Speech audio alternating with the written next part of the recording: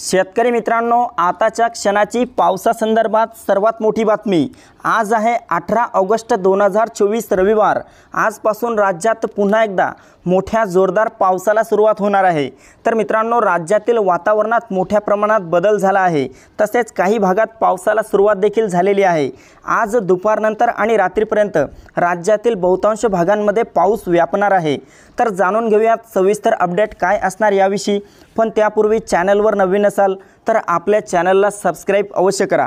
मित्रांनो, आपण या ठिकाणी पाहू शकता कोकणातील मुंबई, ठाणे, पालघर, रत्नागिरी, रायगड, सिंधुदुर्ग, राजापूर, सावंतवाडी, कल्याण, डोंबिवली, वसई विरारच्या परिसरामध्ये आज रात्रीपर्यंत मोठा वादळी वाऱ्यासह आणि विजांच्या कडकडाटासह जोरदार पाऊस होणार आहे।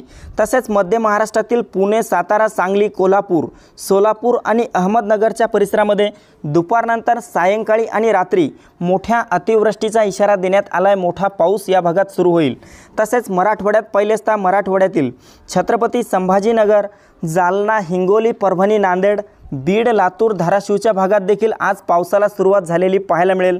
मात्र उद्यापासून राज्यातील पावसाचा जोर आणखी वाढणार आहे। पुढील 3 ते 4 दिवस राज्यात पावसाचे असतील।